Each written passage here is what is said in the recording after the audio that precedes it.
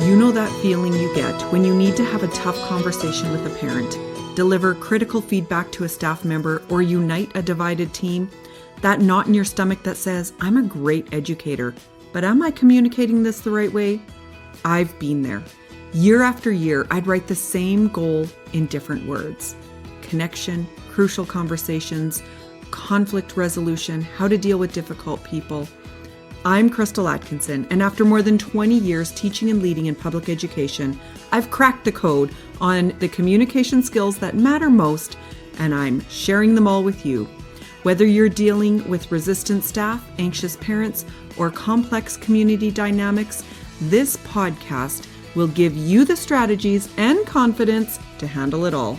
Together, we'll explore how to connect with people who challenge you most, inspire your team to do their best work, and navigate conflict without losing sleep. Because here's what I've learned. Leadership isn't just about vision and strategy. It's about the conversations that happen every single day. And those conversations, they can be taught, practiced, and mastered. Welcome to Vibrant Leadership for Educational Leaders.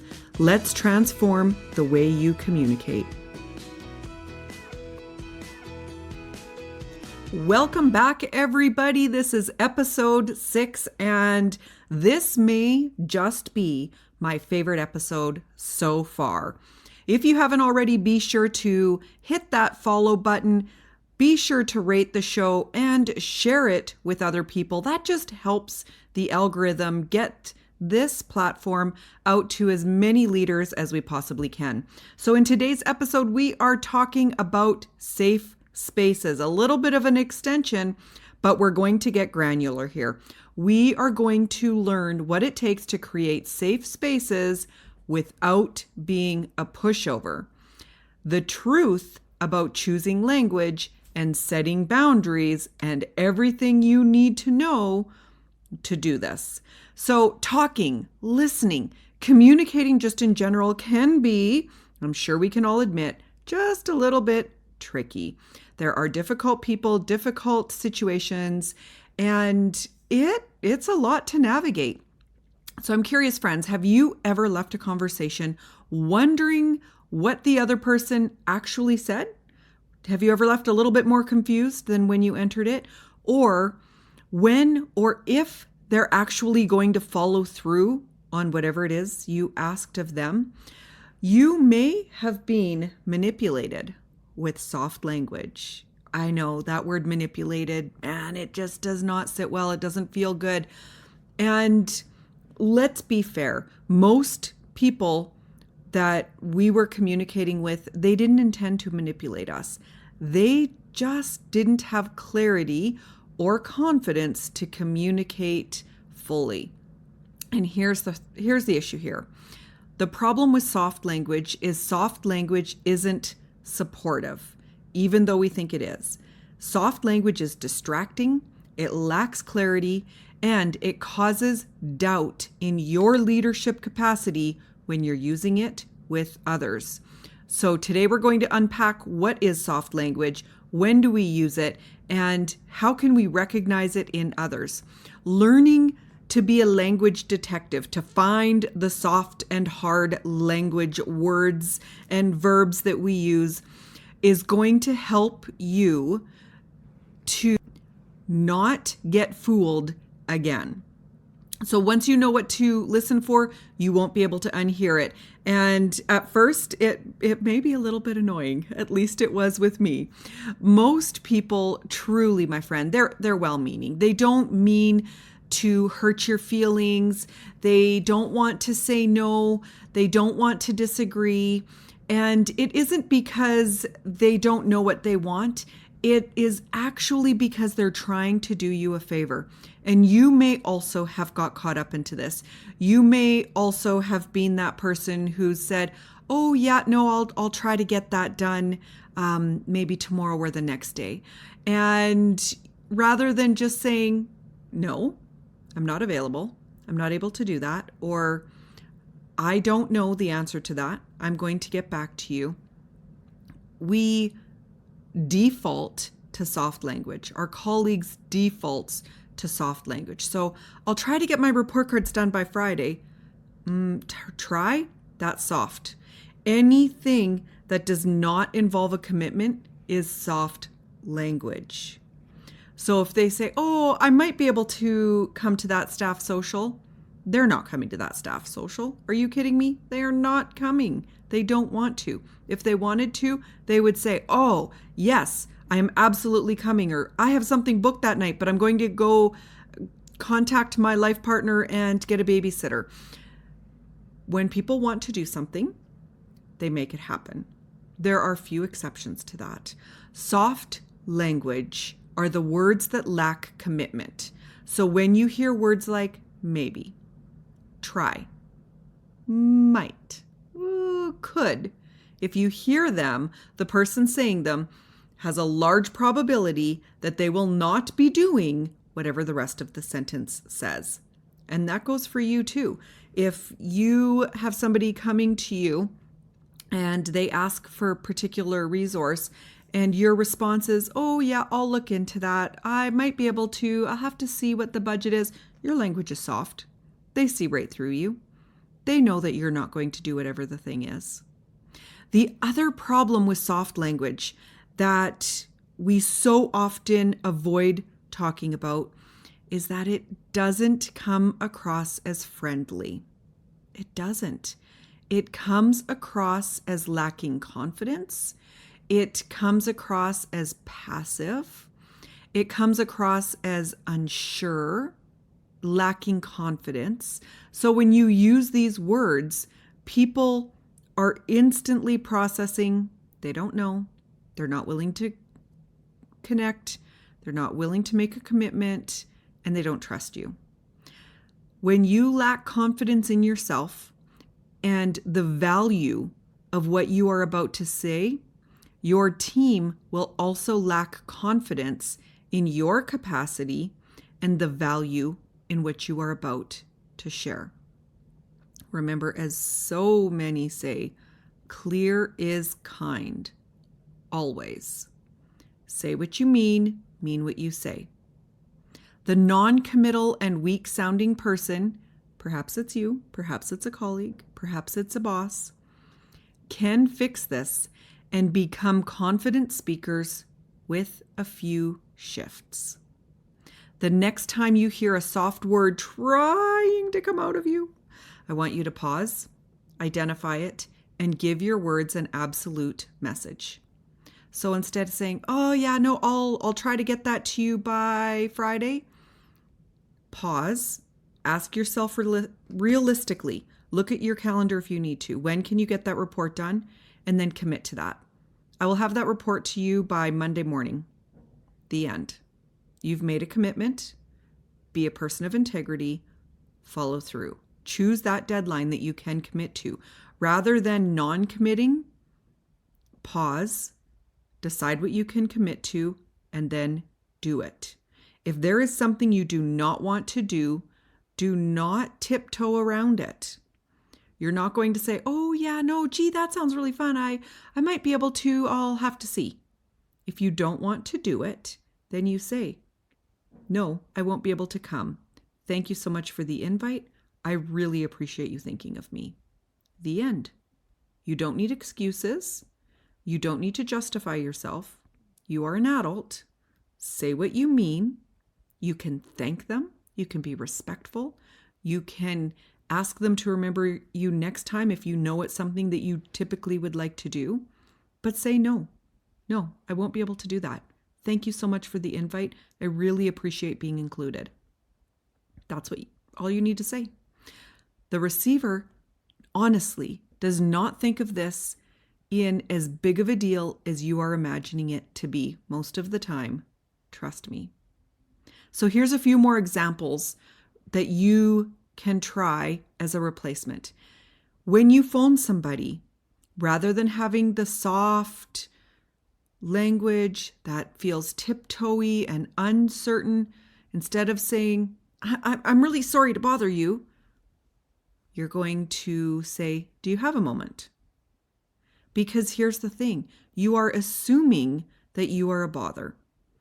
And when you're not a bother to the person and you say that, that is really offensive. You are offending the person you are talking to if that's how you're starting your sentence. Instead of saying, I just need to make sure you have this other file over here, get rid of all of those extra words. Here's the file. You can rename it if you'd like, but here it is. Instead of giving a set of directions and you say, does that make any sense? I'm not really sure if I said that right. Again, confidence. Are there any clarifying questions? You know you're not perfect. You know different people process in different ways. We've been talking about this now for 6 weeks. We know different people communicate differently. We also know that we gave good information. So are there any clarifying questions? That's it. Don't overcomplicate it. Keep it short. Keep it succinct. Here's why the shift matters. Any of those first phrases that I just gave you for examples, they lack confidence in your clarity. They are telling the receiver that you don't actually know what's coming. The second phrase acknowledges that you are clear while you're still inviting questions. You're not being a know-it-all. You're inviting them into the conversation while knowing that what you said actually did have clarity. These subtle shifts are going to take you from sounding unsure to confident. So over the next 24 hours, really be cognizant. Where are you using soft language? When do you find yourself tripping over words?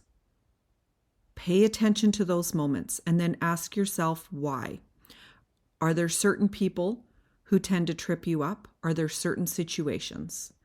What can you do to practice those conversations before you get into them so that you can communicate clearly and with confidence? You are not apologizing when you haven't done anything wrong. You are stating your case. You are inviting others into the conversation, and then you're moving on. So while your conversation absolutely needs to use strong language, when you're communicating with somebody and you start to hear and you start to read those soft language words, those trigger words, might, should, I'll think about it, I'll try. Those are all soft. You know that person isn't committing. You can pause them and simply say, I'd like to pause this conversation. You said that you were going to try. Is there something preventing you from being able to commit to this task item? And then listen. If they say, yeah, actually, I've got a few other commitments and I really want to get this done, I do. I'm just not certain that I'm going to have enough time between now and Friday morning. You can then pause them again and say, what would be a realistic time period that you can commit to and know that you will be able to have this task complete? And perhaps they'll take a moment, they'll pause and they'll think, you know what, by the end of Monday, I'll be able to do it. I've got a couple of hours in my calendar on Monday. That won't be a problem. Perfect. How about we say the end of Monday? If you happen to have things open up between now and Friday and you get it done, then bonus. But let's commit to what we can actually do. Pause that person, okay? If you have a big event, a staff gathering, whatever it may be, and you're going around and you're inviting people and somebody along the way says, oh yeah, no, I might. Yeah, I'd really like to. It sounds like a lot of fun. Pause. Ask them, do you want to come? Is there something preventing you from being able to come? Or is this just not your thing? And it's okay. We need to allow our colleagues to make decisions that are in the best interest of themselves without guilting them or pressuring them or anything else. That is going to take us a lot further. And then finally, when it comes to using soft language, hard language, and creating those really healthy boundaries, it is absolutely crucial that we remember the same rules apply to anything written. Whether you are on social media or writing something in the public, if you don't want something posted or shared, don't say it. Certainly don't write it, because your digital footprint will follow you. So don't engage in anything digitally, especially if it's going to have a negative consequence. If a parent sends you a really long hate email, you're going to pick up the phone and schedule an appointment to address it. You are not going to go back and forth, because you're going to see all kinds of soft language. Everybody's saying this. And then you get on the phone and you say, who is everybody? There's a group of parents who, okay, it's not everybody. And we start to break down what other people are saying, but we're not engaging in it, certainly on social media, but it's equally as important when you receive emails or anything else that you are not putting anything in writing that you do not want shared, blown up, put on a billboard. Have the conversation instead. We need to understand those social media dynamics or email dynamics. Every single like, share, follow, we get a dopamine hit from that. We get that happy hormone going through our brain that says, I'm doing well, I'm doing well. And when you engage in something negative online, that receiver is like, I'm winning this argument. And it's not about winning. If you enter a conversation with the idea that you are there to win the argument, you've already lost, because that is not what positive, strong communication is about. And remember, keyboard warriors, those people who go online and they write all kinds of things, they often become very uncomfortable with a direct conversation. And they would never say face to face something about you that they would write. So address it. Have a conversation. Be direct in your approach. Kind, clear, direct. Don't engage in online wars. Invite them in for a conversation. Remember, clear is kind, always, always. My friend, you creating a safe and caring community is not equivalent to being a doormat. That does not mean that you need to let people take advantage of you. You can give safe spaces where you have open communication, where you invite others in, and you genuinely listen to their concerns. That does not mean that you need to do whatever they say. As always, be sure to know your own division's policies and legal parameters. They do change from location to location, but you can create clear boundaries to help protect yourself and help protect the people around you. Okay, so that is all for today's episode. Be sure, press that follow button, rate and review this podcast so that we can get this out to as many people as possible. And if you haven't already, be sure to connect with me wherever you are on social media. I'd love to keep this conversation going. Share with me, what are your concerns around communication? Where do you struggle the most? Where do you wish you had a magic wand so that you could fix something, so that I can continue to create podcasts and series that are relevant to where you are at in your situation. Go make today amazing, friend. Your work truly makes a difference in the world.